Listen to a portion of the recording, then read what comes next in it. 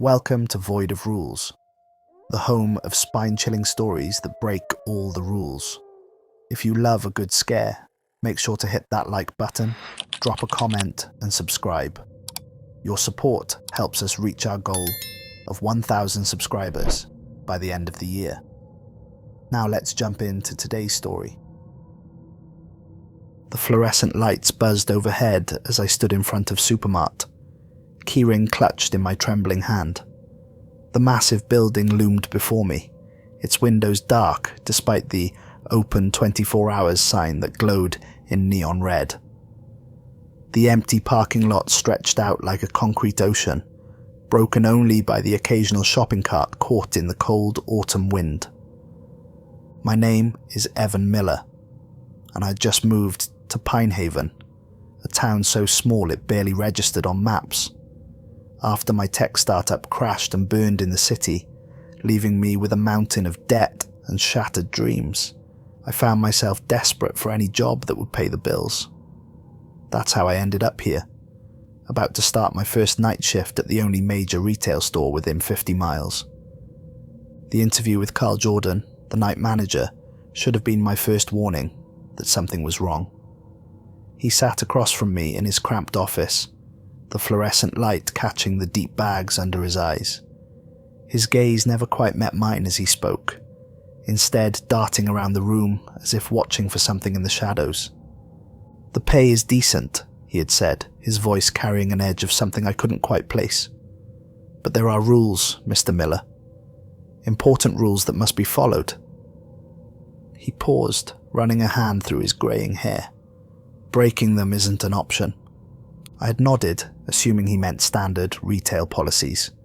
Proper cash handling, inventory procedures, the usual. How wrong I was. Now, standing before those giant glass doors, I remembered the strange way Carl had handed me the keys. "Friday night," he had said. "Start at 10 p.m. And remember, once you're in until morning." The lock clicked open with an echoing finality. As I stepped inside, the automatic doors whispered shut behind me, and I could have sworn they sealed with more force than necessary. The store's interior stretched out before me, impossibly vast. I'd been inside Supermart during the day, but somehow it felt different now. Larger, older, as if the space itself had expanded when the sun went down. Carl was waiting by the customer service desk, his uniform crisp despite the late hour. "Right on time," he said, checking his watch. "Good. Punctuality matters here." He gestured for me to follow him, and we began walking through the aisles. Our footsteps echoed in the near-empty store, competing with the endless drone of the overhead lights.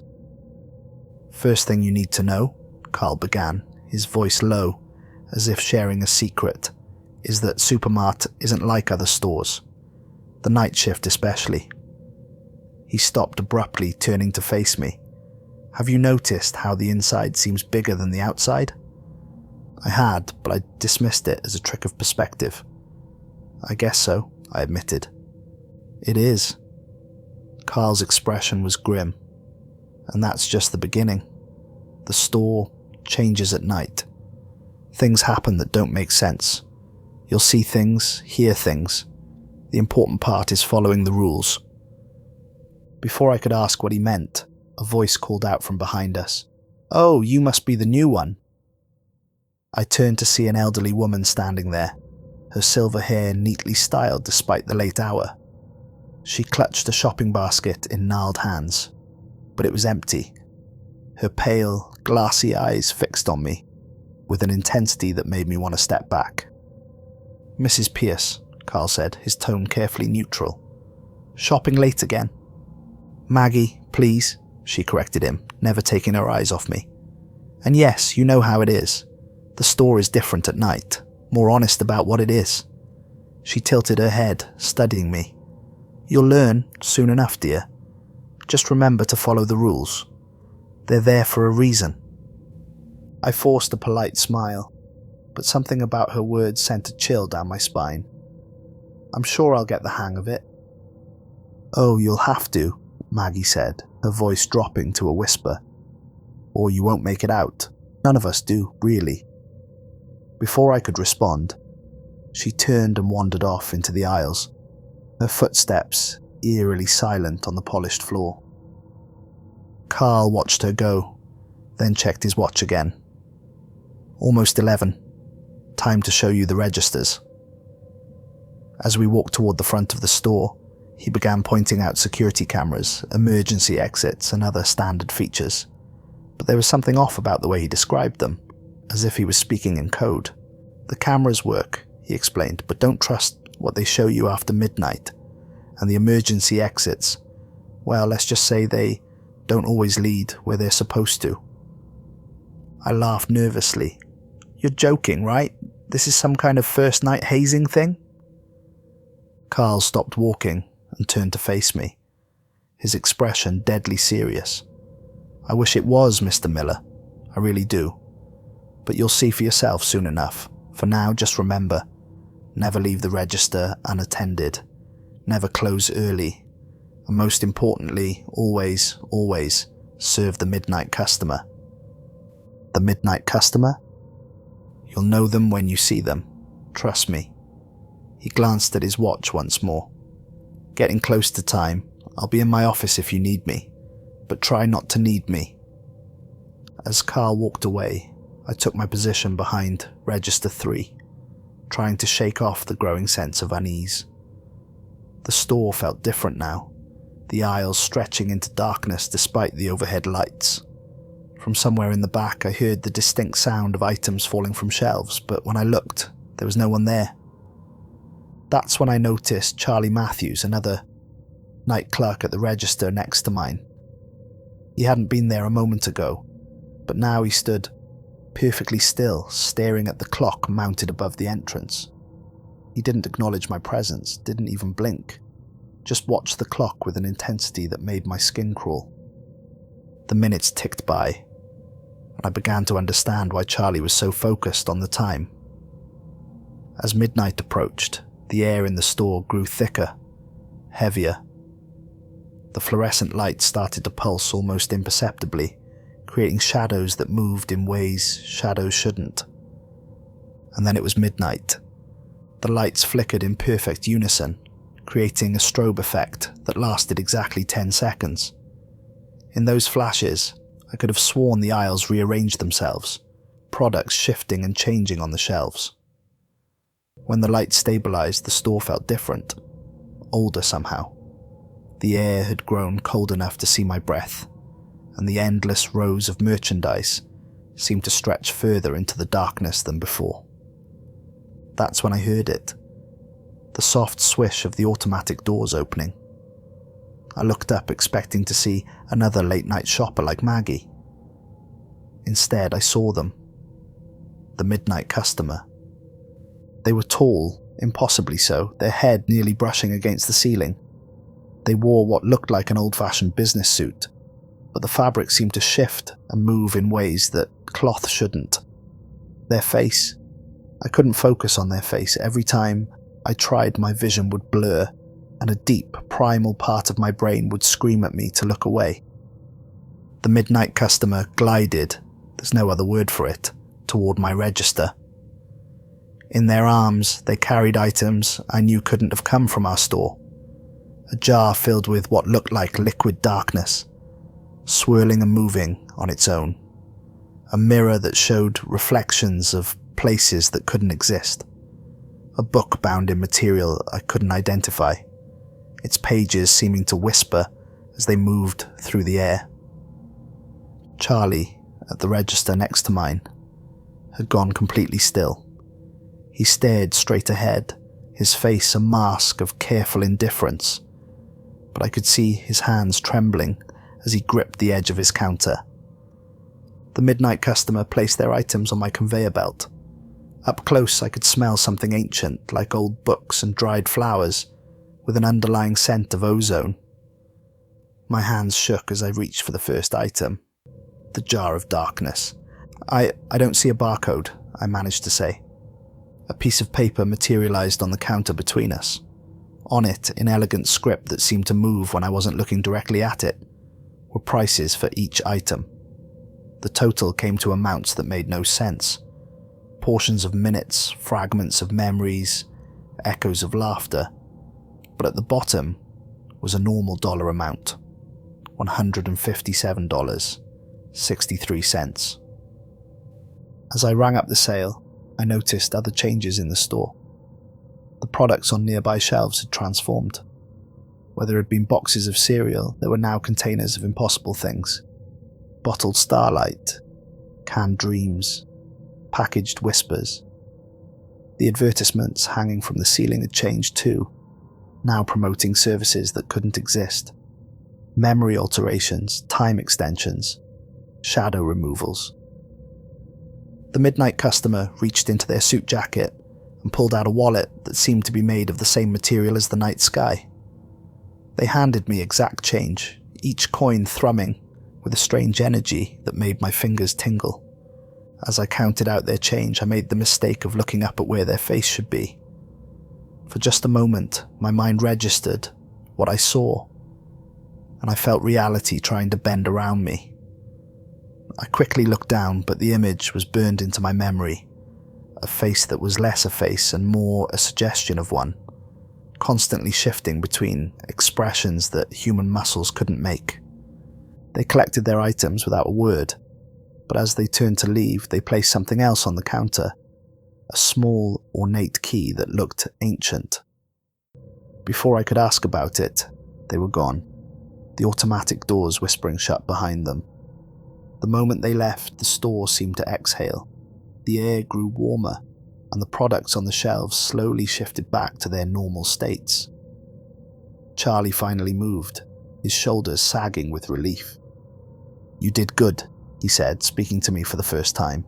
"Most new people freeze up their first time, or try to run." He glanced at the key left on my counter. "They don't usually leave gifts, though." I picked up the key. It was heavy for its size, covered in symbols that seemed to move when I wasn't looking directly at them. "What is it?" "Don't know," Charlie replied, his voice tight. "But everything they leave has a purpose. You'll figure it out when you need to." He paused, then added, "Just don't try to use it before then." I slipped the key into my pocket, trying to ignore the way it seemed to pulse against my leg. "What happens if you do?" Charlie's face darkened. "Ask Carl about Thomas. He tried using one of their gifts early." He turned back to his register. "Actually, don't ask Carl. Just trust me. Wait until the store shows you what it's for." The rest of the night brought more strangeness, but nothing quite like the midnight customer. Maggie appeared and disappeared throughout my shift, always in different aisles, always muttering to herself.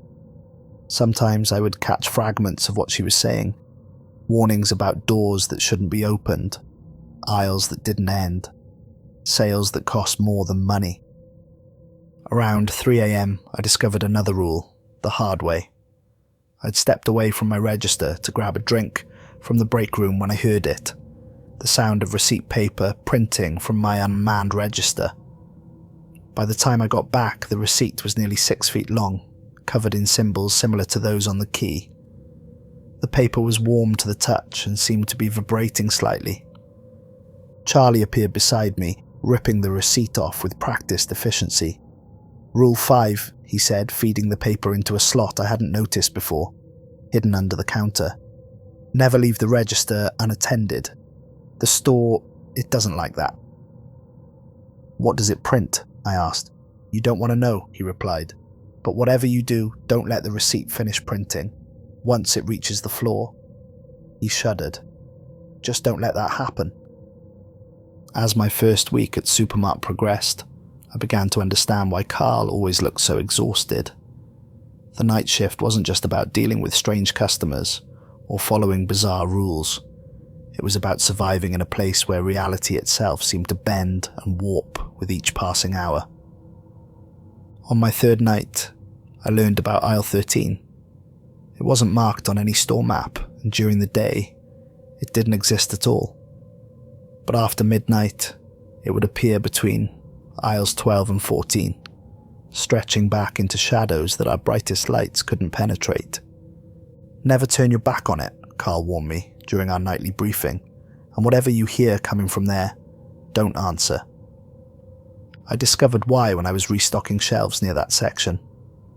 The aisle called to people, using voices they knew, family members, old friends, loved ones long gone.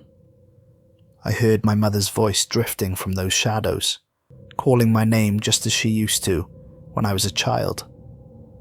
For a moment, I almost turned to walk into that darkness. Charlie's hand on my shoulder stopped me. "Your mum's not here, Evan," he said quietly. "The aisle. It knows things about us, things it shouldn't. But whatever you hear, whatever you see down there, it's not real, at least not anymore." That same night, I witnessed my first return transaction. A man in a rain-soaked coat approached my register around 2 a.m, though it hadn't rained in weeks. He placed a small box on the counter, water dripping steadily onto the floor. "I need to return this," he said, his voice hollow and distant. "It's not what I expected." The box was made of old wood, intricately carved with scenes that seemed to move when I looked at them directly. It had no receipt, no price tag, and I was certain we'd never sold anything like it. I remembered Carl's instructions. Always accept returns no matter what. Don't open the packages, don't ask questions, just process the return and move on. As I reached for the box, the man grabbed my wrist. His hand was ice cold. "Be careful," he whispered. "It shows you things you're not ready to see." Then he turned and walked away, leaving wet footprints that evaporated in seconds. The box went into the returns bin beneath my register, which seemed to swallow it with a soft sighing sound. Later, I saw Maggie standing near my register, staring at the spot where the box had disappeared. "Some things should stay returned," she murmured. "Some purchases can't be undone." She looked at me with those pale eyes. "You're learning the rules well, dear, but there are so many more. The store, it has layers. Like an onion, but each layer peels back to reveal something darker." She wasn't wrong. Each shift brought new revelations, new horrors to process. The toy section came alive after 2 a.m, with dolls that turned their heads to watch you pass. The magazine rack near the front checkouts would rearrange itself when no one was looking, creating headlines that predicted terrible things that always seemed to come true.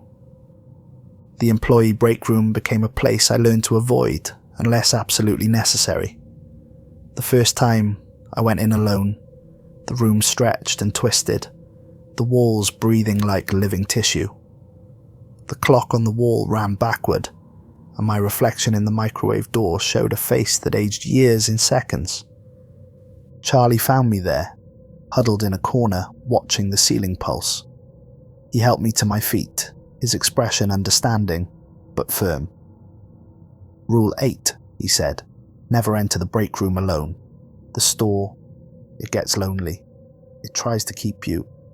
I started bringing a small notebook to work, jotting down the rules as I learned them.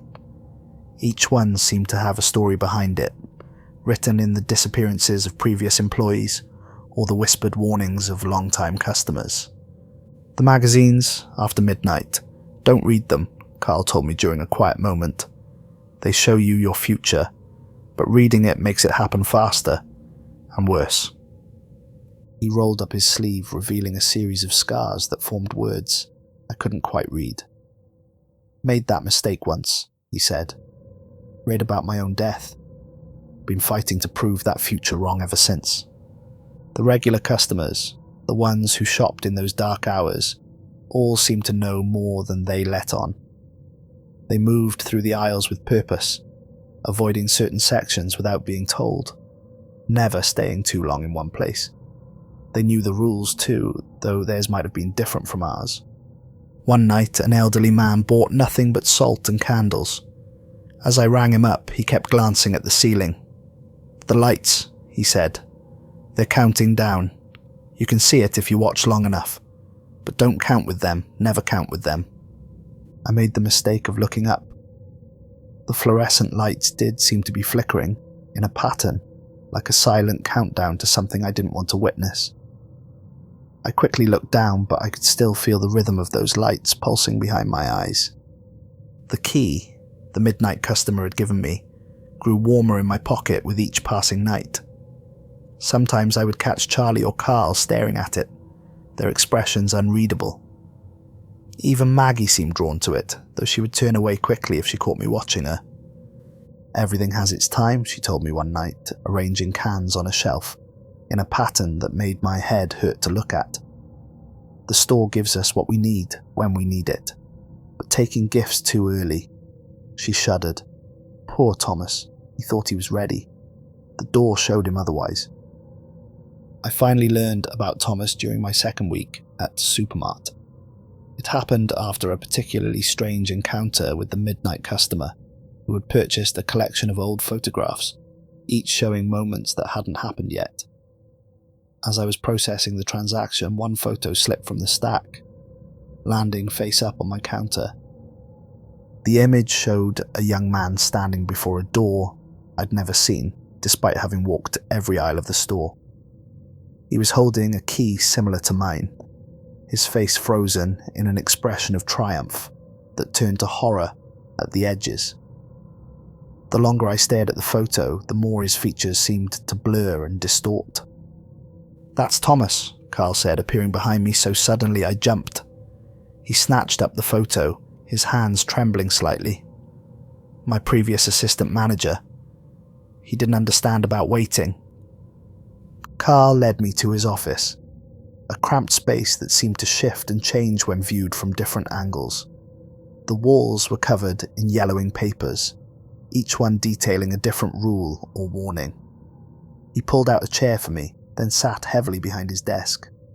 "Thomas started here 3 years ago," Carl began, his voice heavy with memory. "Bright kid, eager to learn, too eager maybe. The store, it noticed him right away, started leaving him gifts, keys, mirrors, little trinkets that hummed with power." Carl opened his desk drawer and removed a small box.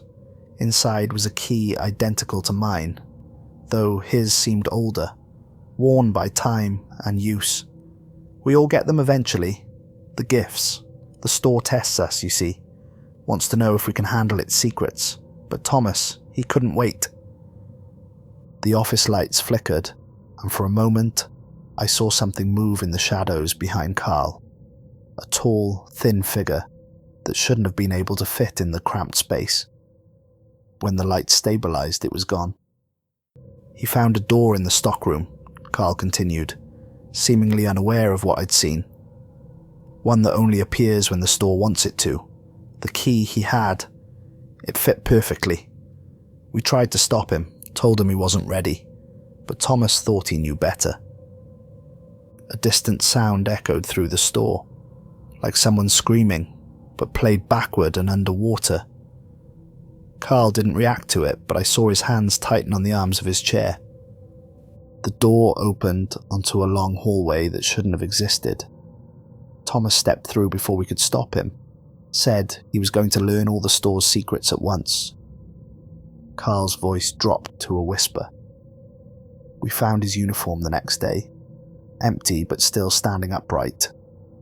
The name tag was blank, and the security cameras showed nothing but static. "But what happened to him?" I asked, though part of me didn't want to know.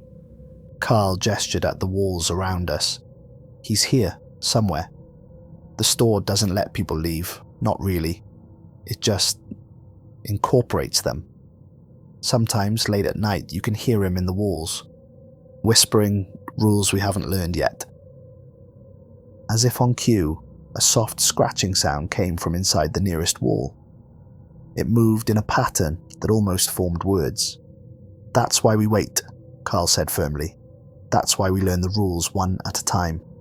The store, it's not just a building. It's something old, something that was here long before Pinehaven existed. The indigenous people knew about this place. They built their trading posts elsewhere, warned others to avoid this ground." He pulled out an old leather-bound book from another drawer. Its pages were filled with handwritten accounts from previous employees dating back to when Supermart first opened in the 1950s. The same stories appeared again and again. Mysterious customers, impossible merchandise, people who disappeared into the architecture of the building itself. The store chooses its employees carefully, Carl explained. Notice how your application seemed to process itself, how the job just fell into your lap when you needed it most. That's not coincidence. The store knows who it wants, who it needs. I thought back to my desperate job search, how every other opportunity had fallen through, until Supermart seemed like my only option. But why? What does it want from us? Balance, Maggie's voice answered from the doorway, making us both jump. She stood there, clutching her empty shopping basket, her pale eyes seeming to glow in the office's dim light. The store sits on a boundary, you see, not just between here and there, but between what is and what could be. It needs anchors, people to help it hold reality together. She stepped into the office and the room seemed to expand to accommodate her presence. That's what we do, all of us, the customers, the employees, even the midnight customer. We're all part of the balance, break too many rules like Thomas did, and the balance shifts. Reality bleeds through the cracks. A low rumble shook the building, making the fluorescent lights swing gently. From somewhere in the store, I heard the distinct sound of reality tearing, like fabric ripping, but deeper, more fundamental. Speaking of balance, Maggie said, turning to leave, you might want to check aisle 7. Someone's been rearranging the canned goods again, in ways that make the geometry scream. Carl stood quickly. Stay here, he ordered. Whatever you hear, whatever you see, don't leave this office until I come back. He hurried after Maggie, leaving me alone with the scratching sounds in the walls and the weight of the key in my pocket. In the silence that followed, I began to understand why the store had chosen me, why it chose any of us. We were all people at loose ends, untethered from our old lives, ready to be anchored to something larger and stranger than ourselves. The store gave us purpose, even if that purpose was simply maintaining the thin membrane between reality and whatever lay beyond it. The key in my pocket grew warm, almost burning against my leg. For a moment, I thought I saw a door appear on the office wall. Ancient wood, bound in iron, with a keyhole that seemed to watch me like an eye. But I remembered Thomas, remembered the rules, and turned away. The door vanished, and the key cooled. I had passed another test, though I didn't know how many more lay ahead. The incident in aisle 7 changed everything. When Carl finally returned to his office, his uniform was stained with something that looked like oil, but moved like it was alive. His face had aged years in the span of an hour. Someone broke the boundary, he said, collapsing into his chair, stacked the cans in a pattern that opened a hole. Reality started leaking through. He pulled out a handkerchief and wiped his forehead, leaving a smear of the black substance. We contained it, but, well, you'll see when you start your shift. I did see. Aisle 7 had changed. The fluorescent lights above it flickered in a different rhythm from the rest of the store, and the air felt thick, like breathing through syrup. The canned goods now bore labels in languages that had never existed, showing food items that couldn't possibly exist. A can of soup showed ingredients that moved when you looked at them. Another promised memories of summer, served cold. Don't touch anything in this aisle for the next few days, Charlie warned me as we did our nightly walkthrough. The products need time to settle back into our reality. But it wasn't just aisle 7 that had changed. The entire store felt different, as if that single breach had weakened the barriers everywhere. The night brought new horrors, things we'd never seen before. It started with the shopping carts. Around 1 a.m, they began moving on their own, gathering in the parking lot in perfect circles. From the security cameras, the patterns they formed looked like ancient symbols, though looking at them directly made my head hurt. They're being called, Maggie explained, appearing beside me as I watched the monitors. The store remembers when this was a gathering place for things older than buildings, older than towns. Sometimes it gets nostalgic. The shopping carts weren't the worst of it. The price tags started changing when no one was looking, showing costs in years instead of dollars, in memories instead of cents. A pack of gum cost your first kiss. A gallon of milk was priced at the sound of your mother's laughter. Don't let anyone actually purchase anything with those prices, Carl instructed. Just wait. The tags will reset by morning. But not everything could wait until morning. Around 2 a.m, a customer approached my register with a cart full of normal items. Bread, eggs, toilet paper. But when I started scanning them, each beep of the scanner seemed to tear tiny holes in the air, showing glimpses of impossible places through the gaps. The customer, an old man I'd never seen before, just smiled sadly. Been a while since the store was this thin, he said, packing his items with careful precision. You might want to reinforce the corners tonight. That's where it always starts to peel. Before I could ask what he meant, Charlie called me over to his register. He was holding a receipt that had printed itself, but instead of sales records, it was filled with warnings. The corners grow thin. The walls remember when they were not walls. The lights count backward to the dark. Thomas walks the spaces between. Get Carl, Charlie said, his voice tight with fear. Tell him it's starting again. I found Carl in the stockroom, painting strange symbols on the walls with a mixture of salt and what looked like crushed herbs. Maggie was with him, reciting something in a language that made my ears ring. The store is trying to remember what it used to be, Carl explained, without looking up from his work. Before it was a store, before it was anything human minds could comprehend. We need to help it forget, just for a little longer. Why? I asked, watching the symbols glow faintly in the dim light. Because if it remembers completely, it might decide it doesn't need to be a store anymore, doesn't need to maintain the pretense. He dipped his brush in the mixture again. And then everything inside when that happens, customers, employees, the whole town maybe, they'll all become part of whatever it becomes. A sound echoed through the building, like vast gears turning, like mountains grinding together. The lights flickered, and in the darkness between each flicker, I saw the store as it truly was.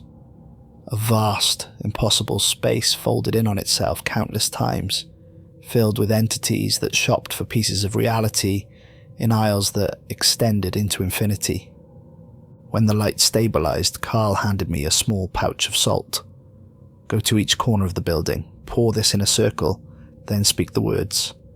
I'm going to teach you. Don't get them wrong. Don't stop in the middle. And whatever you hear coming from behind you, don't turn around. The words he taught me weren't in any human language. They felt ancient and wrong in my mouth, like they were meant for tongues shaped differently than mine. But I took the salt and began my task. The first corner was easy. The second made my nose bleed. At the third, I heard Thomas whispering behind me, telling me to turn around, to see what he'd become. The fourth corner was the worst. As I spoke the words, I felt reality trying to unravel around me, felt the store attempting to remember its true form. But finally, it was done. The corners held, reality stabilized, and the store settled back into its pretense of being just a store. As the night shift ended, Carl gathered us all in his office. It's getting harder to maintain the balance, he said, looking older than ever. The store, it's been a store for so long it's starting to feel constrained, like a snake that's outgrown its skin. He looked at each of us in turn. We need to be ready. It's going to try to change again, and soon. When it does, we'll need to make a choice. Help it transform, or try to force it to remain as it is. What happens if we fail? I asked. The walls seemed to lean in closer to hear his answer.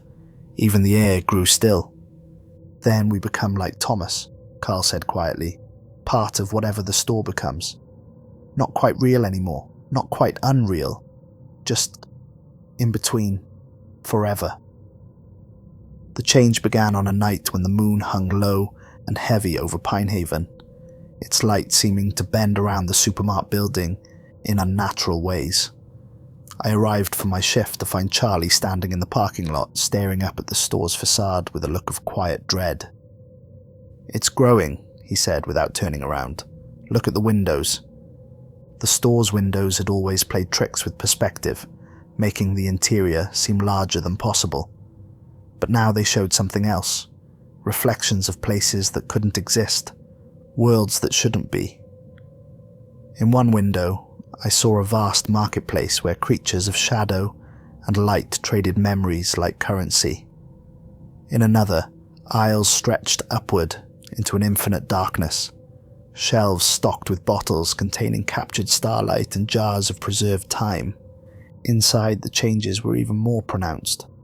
The linoleum floor rippled like water with each step, and the ceiling had developed strange bulges that pulsed in rhythm with the flickering lights.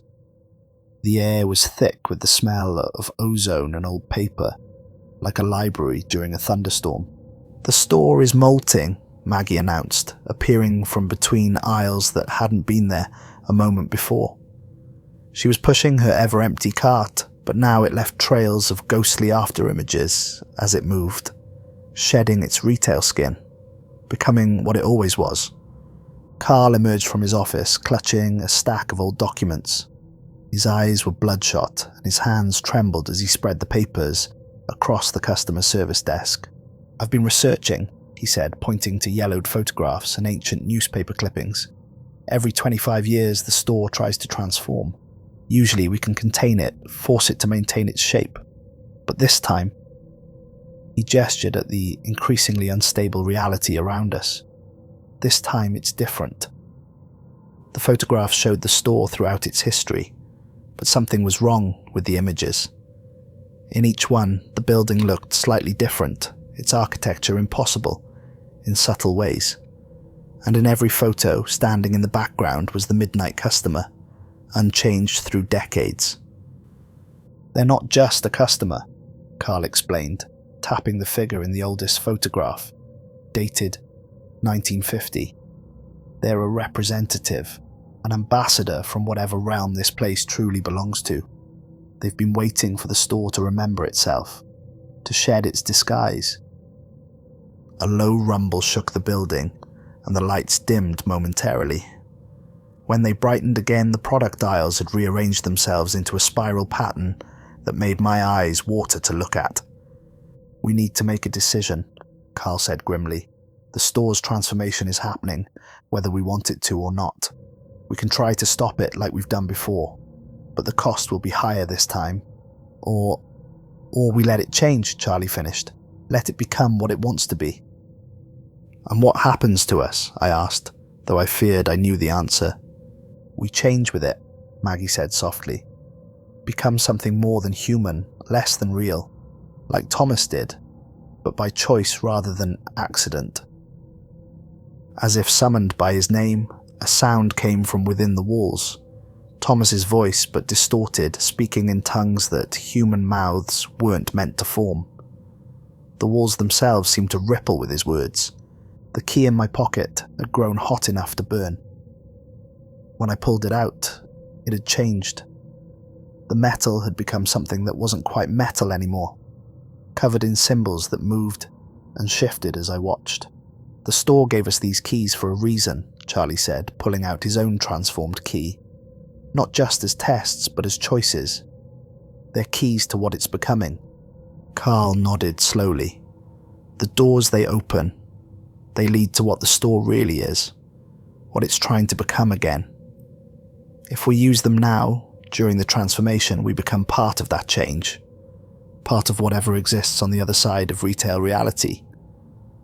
Another tremor shook the building, stronger this time. Cracks appeared in the air itself, showing glimpses of vast, impossible spaces beyond.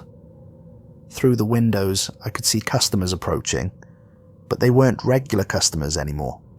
They moved in ways that defied physics, their shapes suggesting things that human minds couldn't quite process. "They're coming," Maggie whispered. "The true shoppers, the ones who buy and sell things that can't exist in normal stores. They've been waiting for the store to remember itself." The automatic doors opened with a hiss that sounded like ancient stones grinding together. The midnight customer stepped through, but they too had changed. Their suit had become a swirling void dotted with points of light like distant stars. Where their face should have been, I saw something that made reality bend around it, a suggestion of features that existed in more dimensions than our world allowed. They approached the customer service desk, moving with the fluid grace of smoke in still air. In their hands, they held a final purchase, a small box that hummed with power and possibility. "The store offers you a choice," they spoke, their voice resonating on frequencies that made my bones vibrate. "Remain as you are, fighting to maintain this false form, or become part of what it truly is. But choose quickly. The boundaries grow thin, and what waits beyond them grows impatient." Time seemed to slow as we faced our decision. The store continued its transformation around us. Shelves twisted into spirals that defied geometry. Products evolved into things that existed between states of matter, and the air itself became thick with possibilities. The midnight customer's box continued to hum, its vibrations matching the pulse of our keys. Inside, through the semi-transparent surface that wasn't quite wood or metal, I could see something moving. Fragments of the store's true form, perhaps, or pieces of what we might become. Carl was the first to step forward, decades of experience evident in his steady gaze. "I've fought this change for so long," he said, pulling out his key. "Helped force the store to maintain its shape through 3 cycles. But each time, it costs us more. Each time we lose more of ourselves anyway." He looked at the key in his hand, now glowing with an inner light. "Maybe it's time to stop fighting." Charlie nodded, producing his own key. "I felt it the first night I worked here. The store, it's not meant to be just a store. It's like trying to fold an ocean into a teacup. Sooner or later, something has to give." Maggie set her empty cart aside, and I noticed for the first time that her shadow didn't match her form. It stretched and moved in ways that suggested she had already begun changing long ago. "The store chose each of us for a reason," she said. "We're all people who could sense the truth behind its disguise. People who could understand what it really is." The building shuddered again, and this time I saw glimpses of its true form through the cracks in reality. A vast market existing in multiple dimensions simultaneously, where concepts and impossibilities were bought and sold as easily as bread and milk. The sight should have driven me mad, but somehow I could comprehend it. The store had been preparing us for this all along. I pulled out my own key, feeling its warmth pulse in sync with the store's transformation. "What about the town?" I asked. "The regular customers, the day shift workers?"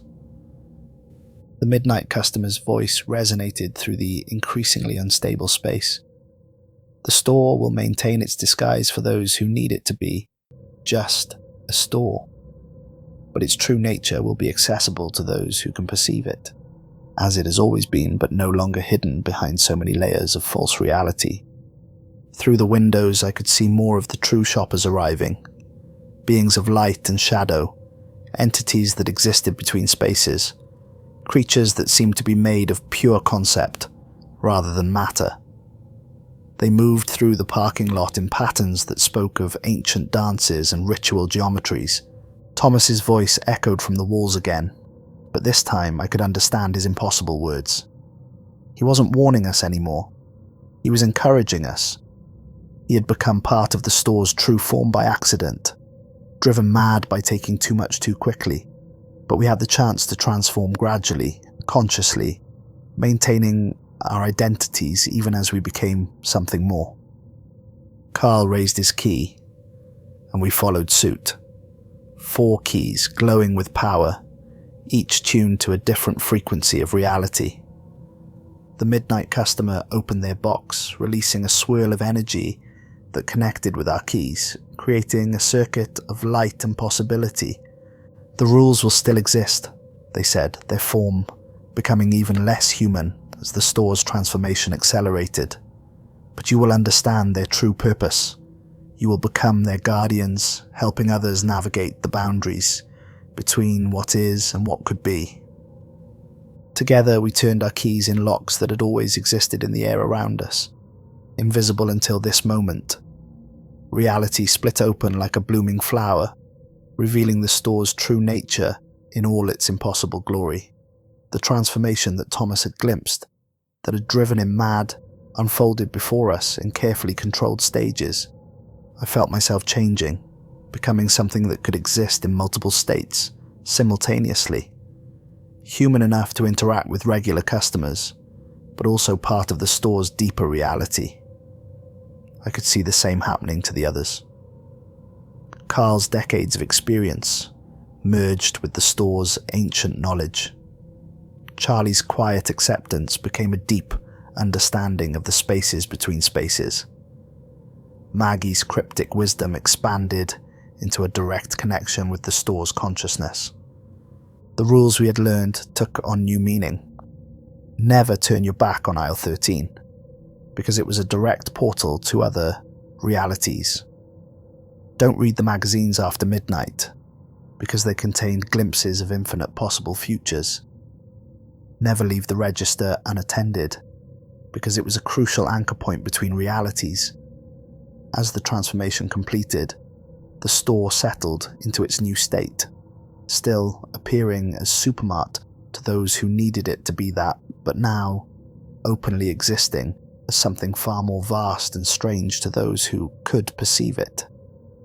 The true shoppers moved through the aisles, conducting their impossible transactions, while regular customers continued their mundane shopping, each group existing in the same space but experiencing it differently. The midnight customer nodded in approval, their form now a shifting suggestion of possibilities rather than anything solid. The cycle is complete, they said. The store remembers itself, and you have become its true keepers. I took my place behind the register, understanding now that it was more than just a checkout counter. It was a gateway between realities, a point where the ordinary and the impossible could safely intersect. Carl returned to his office, which had become a nexus of knowledge about all the store's forms throughout time. Charlie moved through the aisles, helping both regular customers and impossible entities find what they sought. Maggie continued her endless shopping, but now I could see she was maintaining the boundaries between realities with each step. The key in my pocket had become part of me, a constant reminder of the choice we had made. The store's rules were now written into our very beings, not as restrictions but as fundamental laws of our new existence. We were no longer just night clerks at a supermarket. We were guardians of a place where reality itself came to shop, where the impossible was always in stock, and where the midnight hour brought possibilities that no ordinary store could contain. As I watched the sun rise through windows that showed a different dawn in every pane, I smiled, knowing that my next shift would begin a whole new chapter in the store's endless story. The night shift at Supermart would never be normal again, but then again, it never really was.